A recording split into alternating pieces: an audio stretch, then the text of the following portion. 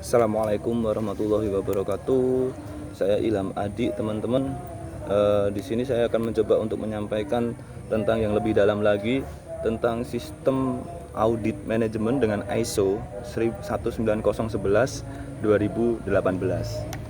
Audit adalah proses sistematis, independen, dan terdokumentasi untuk mendapatkan bukti objektif dan mengevaluasi bukti secara objektif guna menentukan tingkat pemenuhan kriteria audit. Itu menurut ISO ya, 19011 2018. Audit merupakan proses terakhir dari 4 proses generik di dalam kelompok proses tata kelola setelah manajemen strategi, sistem, dan kepatuhan. Kata audit berasal dari kata bahasa Latin auditus yang berarti mendengar, dan mulai dipakai untuk arti pemeriksaan resmi terhadap sesuatu dalam bahasa Inggris pada sekitar awal abad 15.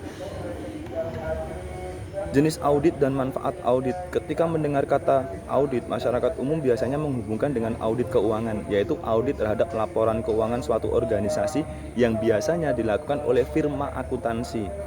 Selain terhadap laporan keuangan, audit juga dilakukan terhadap berbagai topik, misalnya audit sistem manajemen dan audit proyek.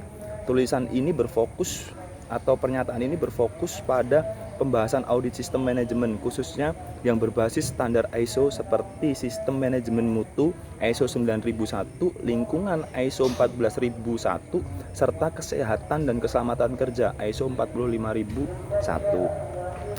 Jenis audit dibagi menjadi 3, yaitu audit pihak pertama, pihak kedua, dan pihak ketiga. Audit pihak pertama sering disebut dengan audit internal dan dilakukan secara internal di dalam organisasi. Audit pihak kedua dilakukan satu pihak terhadap pihak lain yang berkepentingan, misalnya suatu perusahaan kepada penyedia eksternal atau vendor. Audit pihak ketiga dilakukan pihak independen kepada suatu organisasi, misalnya untuk keperluan sertifikasi atau akreditasi. Audit bermanfaat antara lain untuk: 1.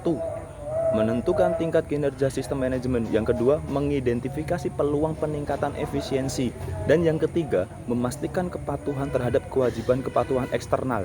Audit internal juga dapat meningkatkan pemahaman auditor terhadap sistem manajemen organisasinya. Audit pihak kedua dapat menumbuhkan kepercayaan terhadap mitra. Audit pihak ketiga dapat mengungkit reputasi organisasi dan kerap berperan sebagai pemenuhan persyaratan tertentu, misalnya keikutsertaan dalam lelang pekerjaan.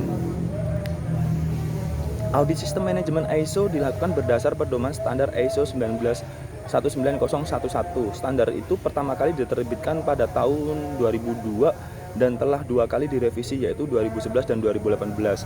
ISO 19011 2018 terdiri atas 7 klausul ditambah 1 lampiran aneks. Klausul 1 sampai 3 tidak berisi pedoman, sedangkan klausul 4 dengan 7 secara berurutan memuat prinsip audit, program audit, pelaksanaan audit, serta evaluasi dan kompetensi auditor. Bagian lampiran mengandung 18 pedoman tambahan bagi auditor untuk merencanakan dan melaksanakan audit. Klausul 4 ISO 19001 2018 menguraikan 7 prinsip audit, yaitu 1. Integritas, yang kedua penyajian objektif, profesionalitas, kerahasiaan, independensi, pendekatan berbasis bukti, serta pendekatan berbasis risiko. Klausul 5 menjabarkan siklus PDCA, Plan, Do, Check, Act. Program audit yaitu pengaturan perangkaian audit pada waktu tertentu untuk suatu tujuan tertentu dalam bentuk audit gabungan atau audit kombinasi. Klausul 6 menjelaskan secara khusus perencanaan dan pelaksanaan kegiatan audit dari inisiasi hingga tindak lanjut sebagai bagian dari program audit. Klausul 7 memuat kompetensi non-teknis dan teknis yang perlu dimiliki auditor serta evaluasi, pemeliharaan, dan peningkatan kompetensi tersebut. Penutup, teman-teman, anggapan umum bahwa audit bertujuan untuk mencari kesalahan itu keliru. Benar bahwa salah satu guna audit adalah untuk menemukan potensi kecurangan atau fraud.